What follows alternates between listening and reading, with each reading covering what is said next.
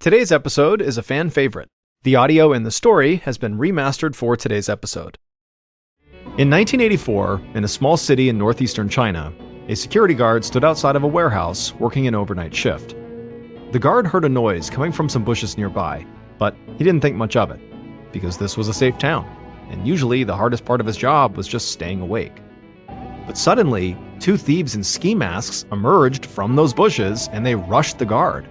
They grabbed him and they slammed his head against the outside wall of the warehouse, and the guard fell to the ground in a daze. One of the thieves quickly gagged the guard, bound his hands and feet, and then told him he would need to keep his mouth shut if he wanted to stay alive. Terrified, the guard laid there and watched as these two thieves opened up the warehouse door and ran inside.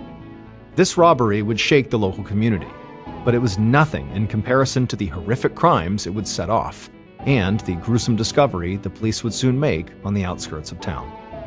But before we get into that story, if you're a fan of the strange, dark, and mysterious delivered in story format, then you come to the right podcast, because that's all we do, and we upload twice a week, once on Monday and once on Thursday. So, if that's of interest to you, please replace the cream inside the Follow Buttons Oreos with toothpaste. Okay, let's get into today's story. On July 25th, 1984, a 35-year-old woman named Zhao Xiaolian stood in her doorway talking to an agitated man in Liaoyuan City in northeastern China. The man was a friend of Zhao's husband, Li, and he kept pacing back and forth, and he was loud and very animated when he spoke. Zhao glanced over her shoulder and saw her 7-year-old daughter drawing a picture at a small table in the front room, and Zhao turned and asked her husband's friend to please keep his voice down. The man nodded and then did lower his voice, and then told Zhao everything was going to be okay. By the end of the night, she wouldn't have to worry or keep the secret she was hiding anymore. She just needed to follow the instructions he had given her. The man then said goodbye and wished her luck. Zhao closed the door and just stood there in silence for a second. Then she forced a smile onto her face and turned and walked over to her daughter. Zhao was about 5'3" tall, with black hair and dark brown eyes, and her daughter looked a lot like her. Zhao told her daughter she could finish her drawing later, because for now, she was going to go stay with her uncle for a while. And right away, Zhao's daughter's face lit up and she ran to the door. Zhao followed her and slipped on her favorite pair of shoes. They were red sandals with a low heel. Then she took her daughter's hand and they both walked outside. The pair made their way through the neighborhood that lay on the outskirts of the city, not far from the surrounding mountains. Streets were lined with small gray wooden houses, and Zhao basically knew everybody who lived in these houses. This was a neighborhood where multiple generations of families had grown up right alongside each other. Usually, that was something Zhao loved about this place, that sense of community. But now, all she could imagine were her neighbors staring out at her from their windows, trying to figure out the secret that she was hiding from everyone. After walking for a few more minutes, Zhao's daughter let go of her mother's hand and ran down the street to her uncle's house, and then knocked on the door. As this happened, Zhao prayed her brother was actually home. In 1984, nobody where Zhao lived had a car. In fact, even bicycles were seen as a luxury. If people needed to travel for work, they could catch a bus or a train from the city center, but typically, they just walked everywhere. The people in this area at the time also did not have telephones, so if they wanted to get in touch with somebody out of town, they wrote letters. And if they needed to talk to someone close by, they simply walked over to their house to see them. So it was not uncommon to show up at somebody's house unannounced and to find that nobody was home. But luckily, Zhao saw her brother open up his door and he hugged Zhao's daughter, and as this happened, Zhao felt like a huge weight had been lifted. She got to the house, and before her brother could say anything, she told him that she needed him to watch her daughter, while she walked to the clinic in town to see a doctor. He said of course, he'd love to watch his niece, but he asked Zhao was she okay?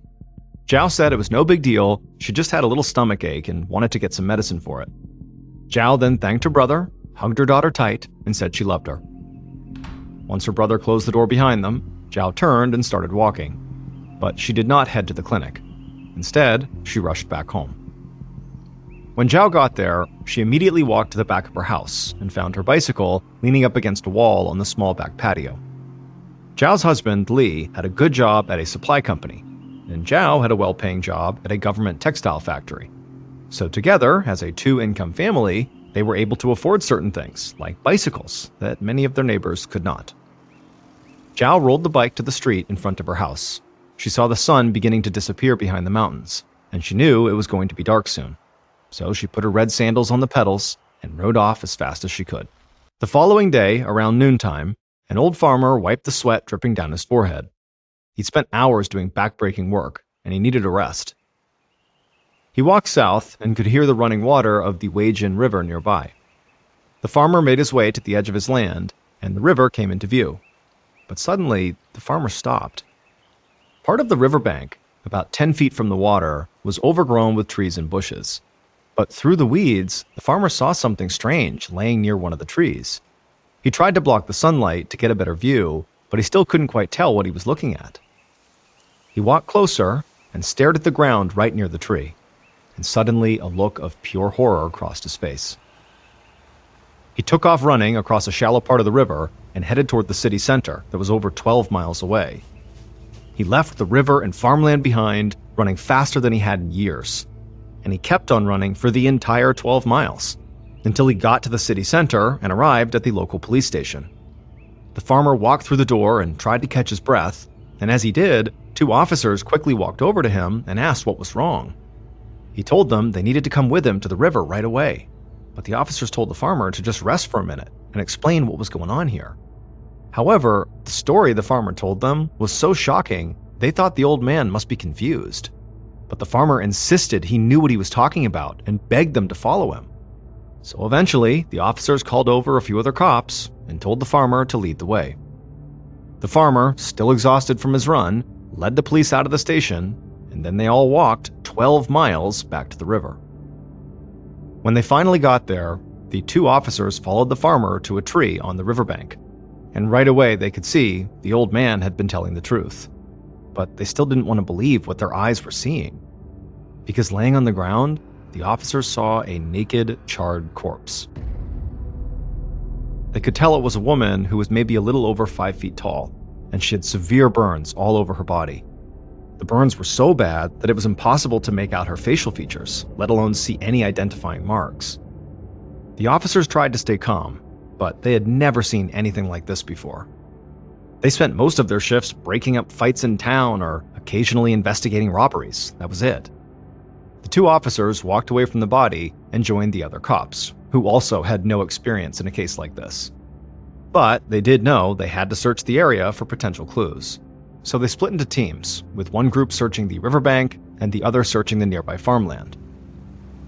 On the riverbank, about 20 feet from the body, something caught one of the cops' attention. It was a woman's burned blouse and pants and a pair of red sandals. Just then, another officer called out, and the cop staring at the clothes and the sandals snapped to attention. Then he joined the other group and saw them looking at a single set of footprints on the riverbank, and it didn't take them long to match those prints to the red sandals. The police continued to search the area, but they didn't find anything else that stood out. And since they had a body and only one pair of footprints that matched the red sandals they'd found, they thought they'd figured it out. This woman had come to the river alone, set herself on fire on the riverbank, and taken her own life.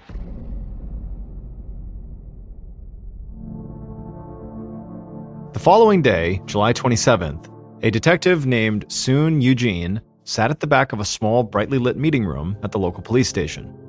Detective Sun was in his early 30s and had black hair and dark eyes. He listened to a group of officers talking to the police chief about the autopsy report they had received for the body they discovered by the river. Sun had not been a part of the group at the river, but he needed to speak to the chief, so he sat there and waited. The officer said that the autopsy report did not identify the woman, but it gave a pretty clear picture of how she died. The body had not been burned after death. She had black carbon foam in her lungs and blood vessels, and that indicated she had been breathing while she was burning. This meant the fire and related smoke inhalation had killed her, and so these officers were saying they felt like that confirmed their theory, that this woman had basically lit herself on fire to commit suicide. And at this, Detective Sun, who had been quiet to this point, sat up in his chair and shouted, "I disagree." The officers immediately turned and just glared at him. Some people in town said Detective Sun was smarter than everybody else, but a few of his colleagues thought he was just plain arrogant. One of the officers pointed out that Soon had not been at the river, so he couldn't possibly know what had happened. But the police chief chimed in and asked Soon why he disagreed. Soon nodded and walked to the front of the room. Then, with the captive audience in front of him, he said, first, self-immolation, setting yourself on fire, was a rare way for somebody to kill themselves. And often when self-immolation occurred, the person doing it was doing it to make a political statement of some kind. And so Soon did not think this woman, who was found in the middle of nowhere and didn't leave a message behind, was making some sort of statement. Before the other officers could argue, Soon said there was actually an easier way to prove this woman didn't kill herself. He said the officers had searched the entire area near the river, but they hadn't found a gas can or any other container that could have held the fuel that burned her.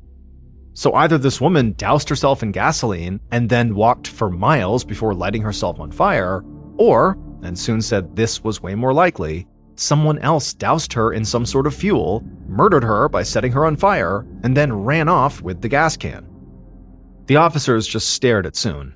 Even if he was arrogant, most of them admitted he had made a good point. But an officer asked him, well, okay, if somebody else killed her, why was there only one set of footprints, which appeared to be the dead woman's footprints?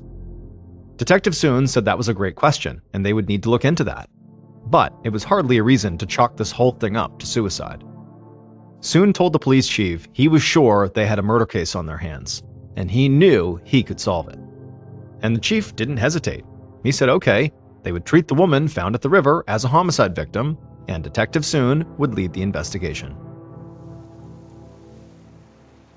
Later that day, Soon walked to the river with several other officers. He held a file folder of photographs that had been taken at the scene the day before. Soon knew that some of his colleagues wished he had kept his mouth shut. It would have been a lot easier if they deemed this a suicide, closed the case, and simply moved on. But Soon was sure he had made the right call. He refused to believe that a woman could just set herself on fire and not leave any trace of how she'd done it or why. And when Soon stared down at the footprints that were still on the riverbank, he knew he was right.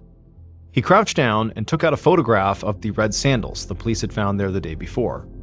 He glanced between the footprints and the photo, and he knew the officers had been right. The prints matched the sandals. But Soon caught something else the others had missed. He gently pressed his hand down into the ground not far from the footprints, and he was able to make a handprint. However, the ground was so wet that the moment he removed his hand, that print quickly vanished. It was like the ground kind of ate it back up, like water had washed it away.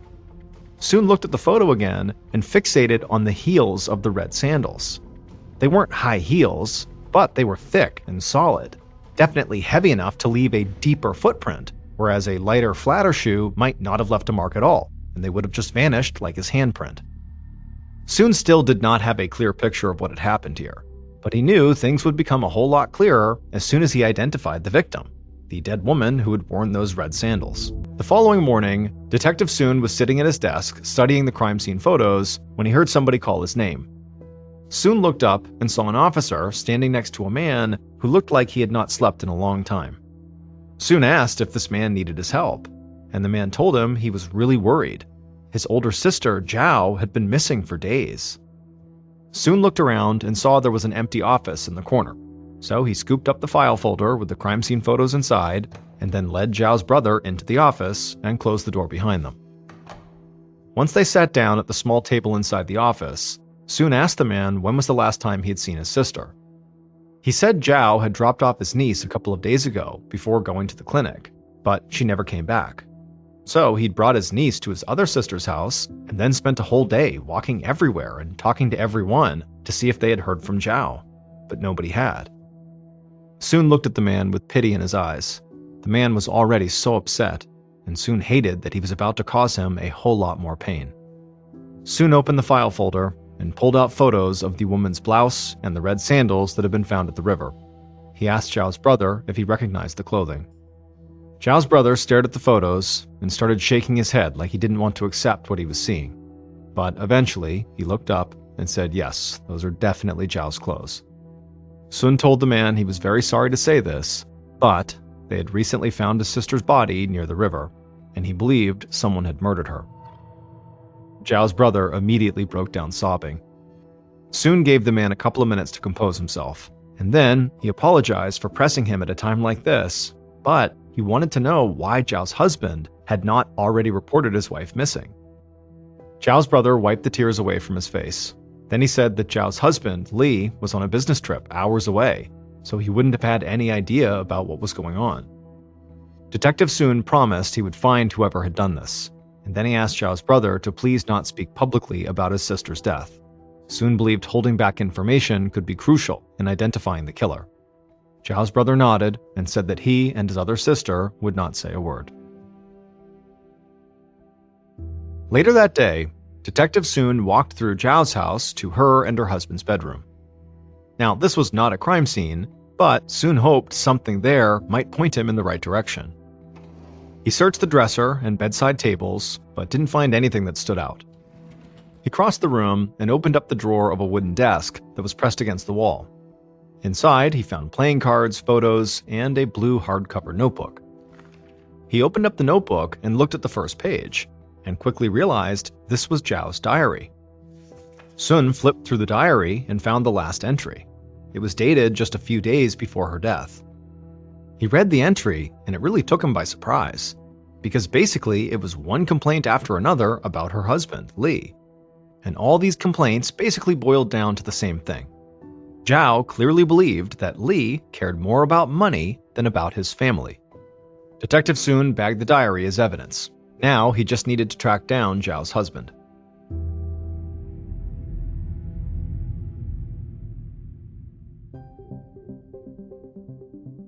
A few hours later, Detective Sun and members of his team met with Li's boss at the supply company where he worked. And Sun got right to the point and said the police needed to find Li right away. They knew he was traveling for business, so Sun asked where Li had gone and where he was staying. But the boss got this confused look on his face. He said Li was not on a business trip. Li had been away from work, but because he had said he had this family issue that he needed to attend to. Sun didn't say anything in response to this, but this seemed like a major revelation. It meant Li had very likely lied about where he was, at least to his boss and to his brother-in-law. Sun asked to see where Li worked, and the boss led the police to an office filled with several desks. He then pointed them to Li's desk and then left the cops on their own. Sun began rifling through Li's desk, and under a stack of papers, he found a photograph of a woman, and it was not Zhao. Then, Detective Sun caught a break that could only happen in a small, tight-knit community where basically everybody knew each other. One of the other officers who was with Sun looked at the photo of this woman and said he recognized her. He couldn't remember her name, but he was sure she had been Li's girlfriend when they were younger.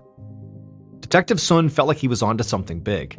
He already suspected Li in this murder, and now this piece of evidence helped him come up with a theory. Maybe Li murdered his wife and then went on the run to be with his old girlfriend. And lying about the business trip would have given Li cover to be out of town for a couple of days before anybody thought something suspicious was going on. For the rest of the day, investigators spoke to Li's friends, and finally, they found a man who could identify the woman in the photo. The man told them that the woman was definitely Li's ex-girlfriend, but she had gotten married years ago and moved to a city that was about a 3-hour train ride away. So, the following morning, 2 days after Zhao's body had been found, Sun took a train ride. And he found Li's ex-girlfriend at her house, but he realized pretty quickly this was a waste of time. Li's ex answered all of Sun's questions, but she said she had not seen Li or even exchanged letters with him in over a decade. So Sun turned right around and hopped back on the train for the long ride back home. And during this ride, Sun felt frustrated. He felt totally lost. Li really seemed to have fled, but now Sun had no idea where to look for him. And he knew Li had at least a couple of days' jump on him. Moreover, traveling by train through smaller towns in this region would allow Li to almost completely disappear, because a lot of those trains didn't require a passenger to provide identification. Sun could ask for help from other police departments, but Li could be almost anywhere in China by this point. Hours later, Sun got back to the police station, and he was surprised when the chief greeted him with a huge smile on his face.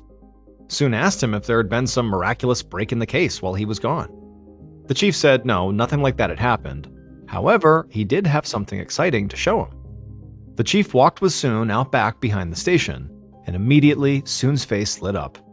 The other officers were all out there, standing next to a row of brand new bicycles. The chief told Sun he had met with members of the city government and discussed the murder case they were dealing with, and he told them it was larger in scope than anything they had ever dealt with. And so the city government wanted to help the police solve the crime, and they figured by giving them bicycles, that would help them cover more ground and also just generally speed up the process.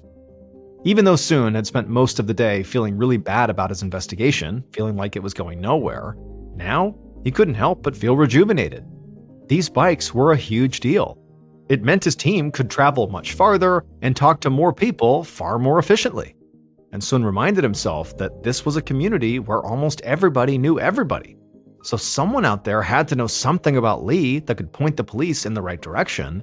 They just had to go out there and find that person.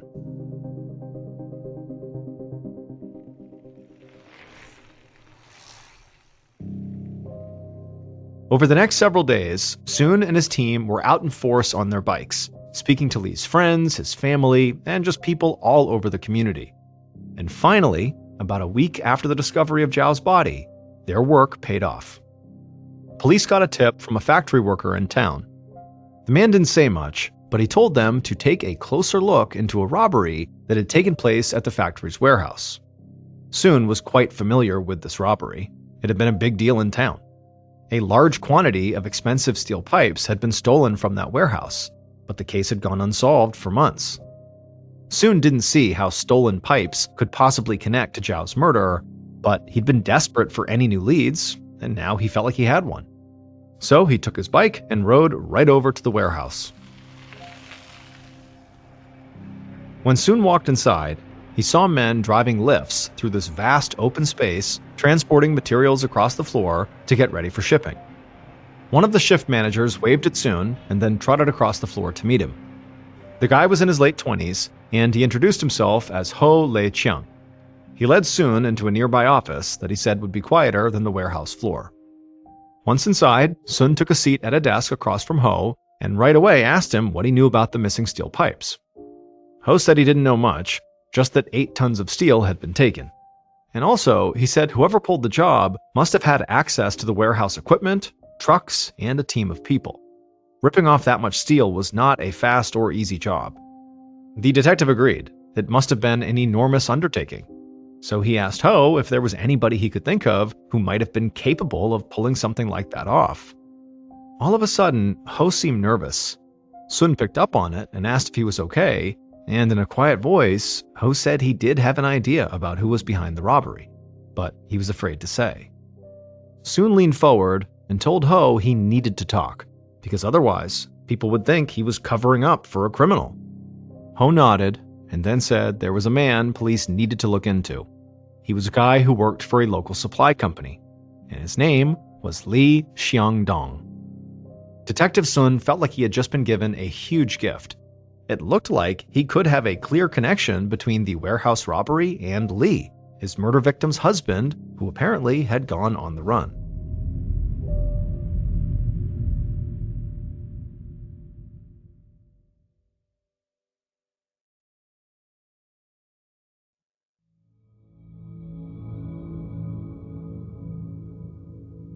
A couple weeks later, in early August, Detective Sun and his team continued to collect more information on Lee's possible involvement in the warehouse robbery. But they still weren't any closer to tracking him down. Sun sat at his desk, poring over his notes from the robbery and the murder case like he did every day.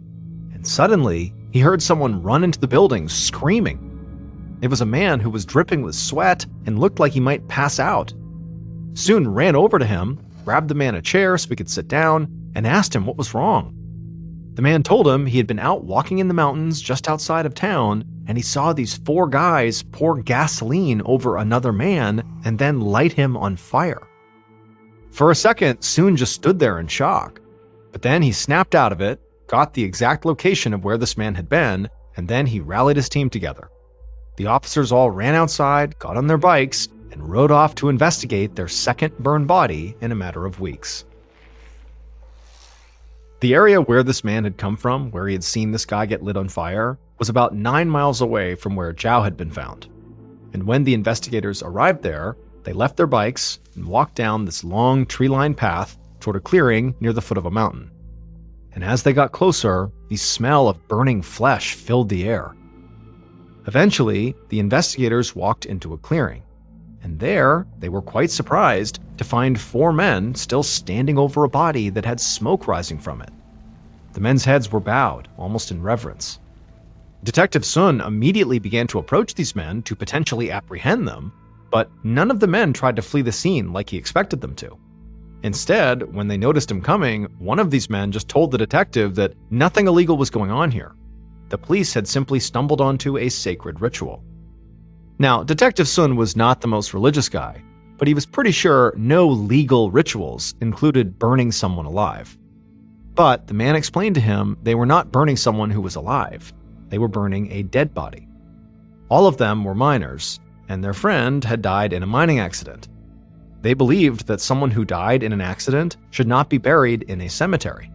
Instead, the body had to be burned. Sun just stared at the man. He had no idea what to think about this. He would need to check with the mine to see if someone really had died in an accident, and he would need to research religious customs to see if these men were telling the truth. And on top of all that, he now had absolutely no idea if this burning body had any connection to Zhao's murder. But as Sun stood there looking at the burnt body on the ground, something hit him. It was so obvious that he got mad at himself for taking this long to think of it. Just like with Zhao, the man on the ground was so badly burned that it would be impossible to identify him by his looks. Sun turned to one of the other officers, and he could barely contain his excitement. He said he had just realized that the reason Zhao's killer had burned her was so she would be totally unrecognizable. And more importantly, because police had kept the news of Zhao's death out of the media, the killer probably believed Zhao still had not been identified. And suddenly, Sun had a plan to draw the killer out of hiding. Other members of Sun's team dealt with the body that was found near the mountain, and they would quickly discover the miners had been telling the truth about what they were doing. And as bizarre and unsettling as the ritual had seemed to Sun, it had actually been a huge help to his investigation, and he quickly put the first part of his new plan into action. Sun visited with Zhao's brother and sister. He asked them to start talking publicly about how they were both going to be interviewed soon by the police about a possible murder. Sun felt certain that the news that Zhao's brother and sister were going to meet with the cops would get back to the killer. And Sun believed that the killer, at that point, would reach out to Zhao's siblings in an attempt to keep them from speaking to the police. And it would not take long for Sun to be proven right. 3 days after Sun set his plan in motion, Zhao's sister walked out of her house and found a letter taped to her window. She read it and immediately ran to her brother's house, and then together they brought the letter to Detective Sun. The letter was from Zhao's husband, Li. It said that he and Zhao were together and they were okay, but they had gotten mixed up in something pretty bad, so they had to flee the city for now. They knew their daughter would be taken care of for the time being, and they'd get back in touch as soon as it was safe. Li closed it out by telling his sister-in-law to burn the letter. When Sun read this letter, he knew they were close to solving this case. It would take Sun and his team a bit more time to tie everything together, but soon would figure out exactly what happened to Zhao.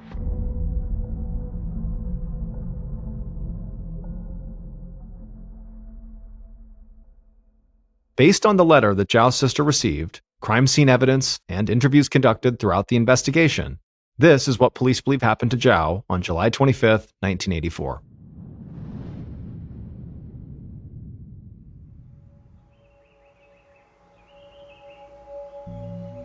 The killer stood next to their bicycle at the end of Zhao's street as the sun set behind the mountains. They heard bike tires on the road and saw Zhao coming their way. The killer smiled at Zhao, got on their bike, and started riding right alongside her. As it got darker, the killer pulled in front of Zhao and led her towards the river, not too far from their neighborhood. As the killer did this, they told Zhao they wouldn't have to ride much further, and soon they would both be able to forget about the secret they were both hiding. The killer and Zhao reached the riverbank, and from there they could see farmland on the other side of the river. The killer said they would need to cross the river and get to that farmland. So Zhao got off her bike and laid it on the ground, as did the killer, and then she and the killer walked across the river, which was very shallow, and then when they reached the other side and were on that riverbank, The killer's footprints very quickly disappeared from the wet ground. However, Zhao's did not. Zhao began to head up for the farmland, but the killer grabbed her by the arm, leaned in close, and whispered something in her ear. And as soon as they did, Zhao's eyes went wide and she began to tremble in fear, and she shoved the killer and tried to run, but the killer grabbed her from behind, threw her to the ground, and ripped off her shirt and pants. The killer sexually assaulted Zhao. The whole time, Zhao remained quiet and submissive, perhaps hoping that when this was over, she'd be let go. But no. When the killer was done, they wrapped their hands around Zhao's neck and began choking her. Zhao coughed and fought for air, but eventually everything went black. The killer tossed Zhao's clothes right next to her, and then walked to the nearby farm where they'd hidden a gas can. They returned to the riverbank and poured gasoline all over Zhao. Then they stepped several feet away from her, put the gas can down, lit a match, and threw it on Zhao. Suddenly, Zhao woke up screaming. She felt her skin burning and peeling away from her. She was engulfed in flames. Zhao heard the river running nearby, and on instinct, she got up and ran towards the sound. Her red sandals fell off and she stumbled forward. The killer looked on in shock. They couldn't believe Zhao had woken up. Eventually, the killer just ran towards her, not really sure what they were going to do, but before they reached her, Zhao had collapsed on the riverbank near a tree, still engulfed in flames. Zhao would let out one final scream, and then she would die. The killer waited several more minutes and just watched Zhao's body continue to burn. Then they grabbed the gas can, walked back across the water, picked up the bikes, and disappeared into the darkness.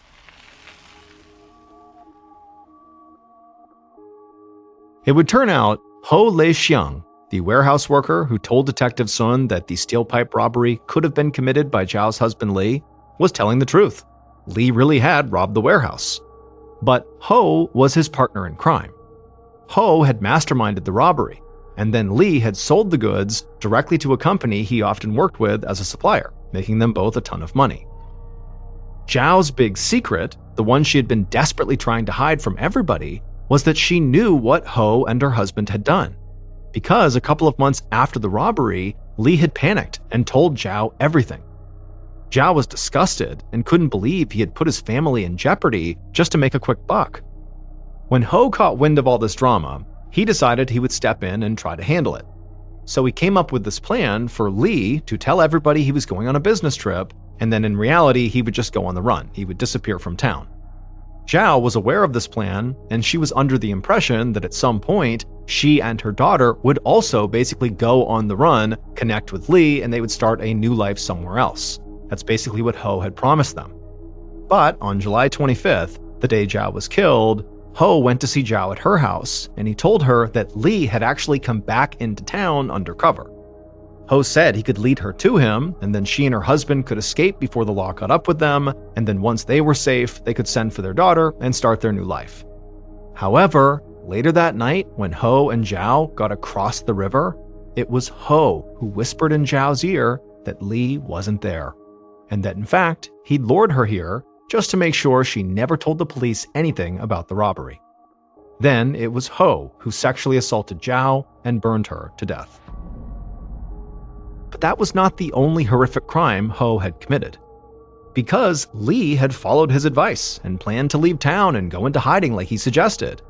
But right before Li was about to leave town, which was days before Zhao was killed, Ho met up with Li, beat him to death with a hammer, and then disposed of his body outside of the city.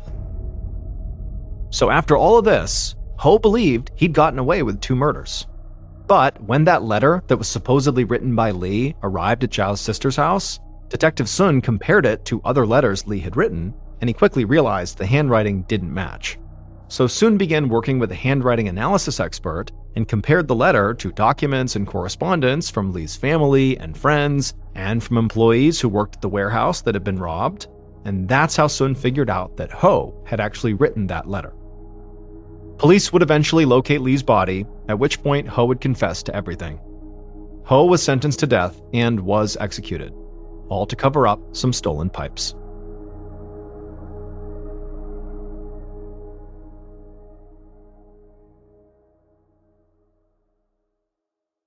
A quick note about our stories: they are all based on true events.